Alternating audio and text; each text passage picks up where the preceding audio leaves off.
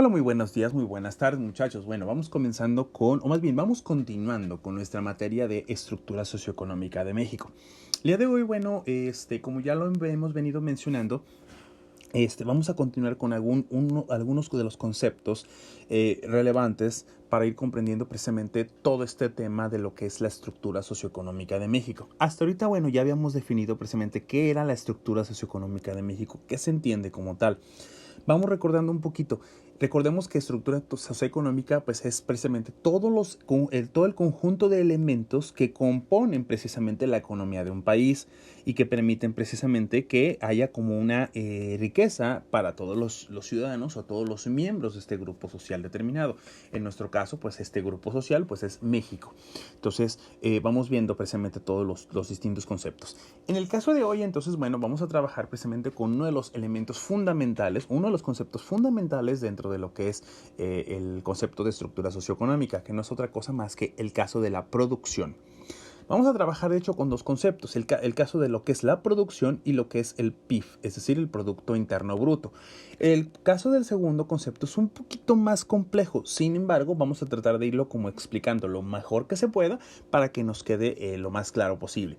Recuerden que la meta finalmente de todo esto es, como ya lo dijimos, que comprendamos precisamente a qué se refiere eso de estructura socioeconómica de México, pero también nos permita precisamente cómo comprender cómo es que las decisiones, llámese de un presidente, de un gabinete, de una cámara de diputados o cámara de senadores, con respecto a la materia económica en un país, cómo nos puede afectar a nosotros. Es decir, que tengamos como esos conceptos básicos que nos permitan entender la realidad de nuestro contexto social. Entonces vamos trabajando con este concepto. Vamos con concepto de producción, como lo dijimos. Dice, la producción, bueno, se entiende como la acción de producir un producto o un servicio. Nuestro país, a final de cuentas, es un productor específico de determinados productos, pero también de servicios. ¿Qué significa esto? Que nuestro país puede llegar a producir productos que van a ayudar a satisfacer las necesidades de nuestra nación, pero también pueden satisfacer las necesidades de otros pueblos, es decir, de otras naciones, y en última instancia ahí haya una oportunidad de comercio, es decir, de vender nuestros productos. Es como si, imaginen, nosotros, por ejemplo, supongamos, tenemos obviamente necesidades como de alimentación, de educación, de ropa y demás, como ya lo habíamos venido mencionando. Resulta que entonces para ello, para poder satisfacer esas necesidades, pues necesitamos precisamente recursos. Un país es medianamente similar. Tiene la necesidad de satisfacer ciertas necesidades de sus ciudadanos, de educación, de salud, de bienestar, de infraestructura y demás elementos. ¿Va? Entonces, ¿cómo le hace una persona común y cómo le hace en este caso el país? Bueno, básicamente puede ser obteniendo ingresos. Tanto en el caso de la persona común como en el caso del país, pues obviamente tienen dos opciones determinadas. Una, por ejemplo, podría ser simple y sencillamente vender sus servicios a otras personas. O pueden precisamente poner un negocio. Pensemos, por ejemplo, vámonos en la segunda, ¿no? Una persona decide precisamente poner su negocio de papitas y de duritos. Básicamente, entonces, sale a la calle a comenzar a vender sus productos. ¿Va? Ok. Produce sus productos, es decir, los prepara en su casa, prepara sus bolsitas de duros, prepara sus bolsitas de papas y sale a venderlos. Precisamente ese proceso de producirlos, de comprar el durito, de prepararlo en su casa, de preparar las bolsitas, eso es prácticamente el efecto de producción. Pero también supongamos que tenemos a una segunda persona que decide que no va a vender duritos. A lo mejor esa persona va a vender, supongamos, clases de fotografía, ¿va? Esta segunda persona ya no va a vender un producto, va a vender un servicio. Entonces, ¿qué es producir? ¿O qué se entiende como producción? Pues es precisamente la actividad que llevan a cabo las dos personas. Llámese el que vende duritos y papitas o el que vende sus servicios de fotografía, ¿va?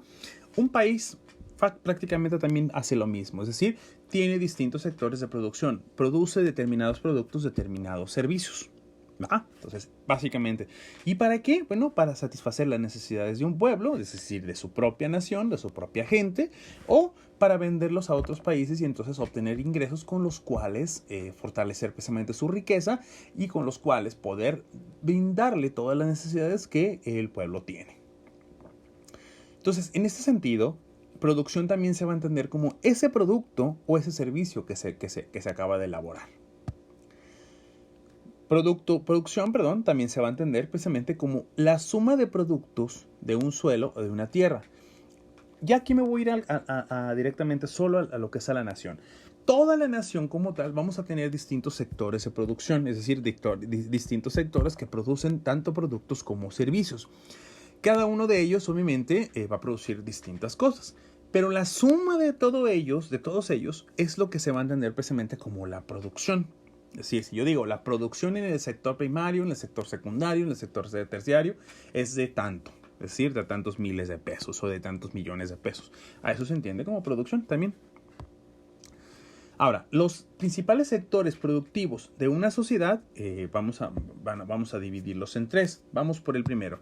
El sector primario. El sector primario no es otra cosa más que todas estas áreas específicas o empresas o fábricas o personas que dependen prácticamente de la naturaleza. Es decir, que producen precisamente o que adquieren sus productos a partir precisamente de un proceso de adquisición, llámese por sembrar, llámese por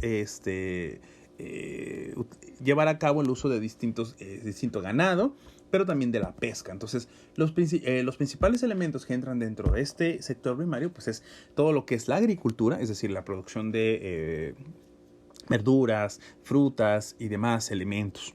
Pero a su vez también la ganadería, por ejemplo, todo lo que es el ganado, las vacas, los bueyes, lo que es los cerdos, todo ese tipo de cosas. ¿Por qué? Porque ahí encontramos la producción de la carne, la leche, tocino, todo ese tipo de cosas que finalmente se pueden llegar a vender para un mercado nacional o un mercado internacional.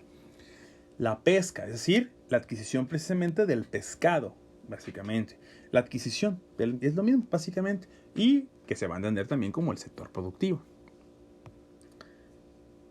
Vamos a tener un sector que se le conoce como secundario. En este caso, pues bueno, a este nuevo sector secundario se le conoce como la industria. La industria no es otra cosa más que todo ese tipo de empresas que se encarga de producir un producto. Pero, por ejemplo, pensemos en esas empresas que se encargan de producir, por ejemplo, botellas de plástico, que se encargan de crear, por ejemplo, la cristalería, los lentes de cámaras, las cámaras como tal, las que se encargan, por ejemplo, de crear o de construir la ropa, de producir la ropa, es que se le conoce como la manufactura de algún producto determinado, es decir, la creación de un producto, ¿va? Dentro de, son las fábricas, todo ese tipo de cosas, ¿va?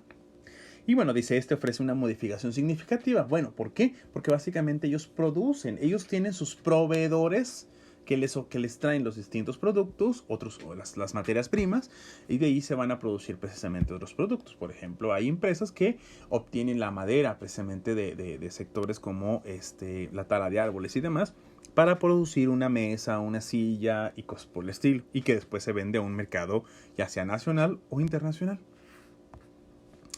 Vamos a encontrar también un sector que se le conoce como terciario. Aquí ya entra, bueno, básicamente todo lo que es el comercio, es decir, el área que se encarga precisamente de vender los productos. Vamos a tener el transporte, que no es otra cosa más que todo el concepto de logística, es decir, las empresas que se dedican a vender sus servicios de transportación de productos, llámese traileros, llámese, por ejemplo, empresas de mensajería, todo ese tipo de cosas.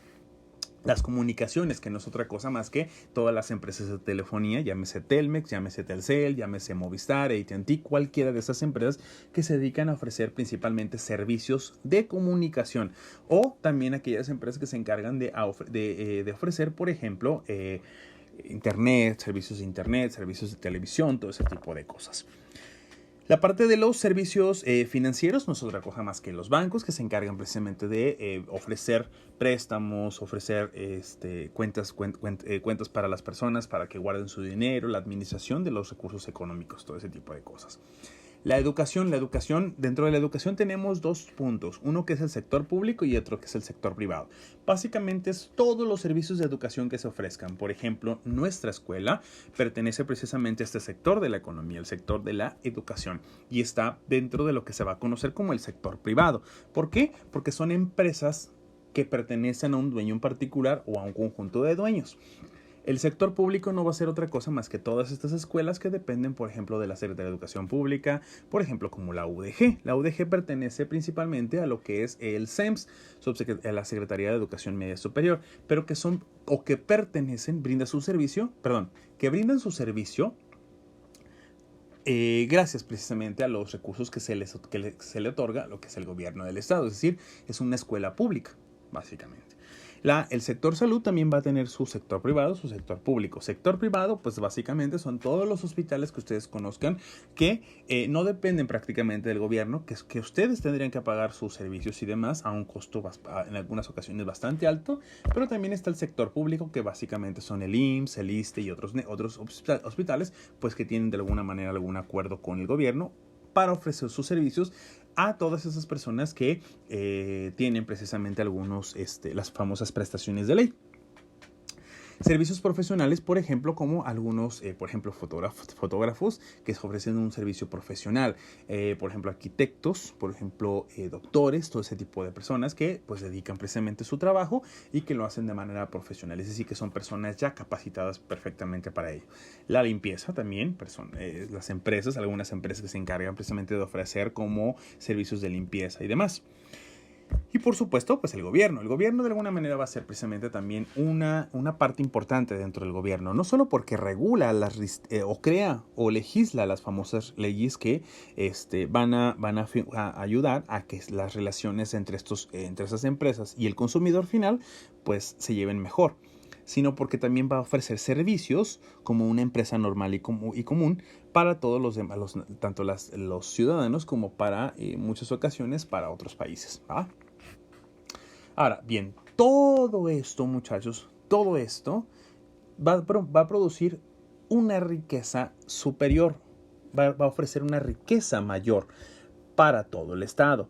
A esa riqueza precisamente nosotros le vamos a conocer como Producto Interno Bruto, el PIB. Aquí lo pongo las distintas definiciones, pero vamos a irnos principalmente de una por una.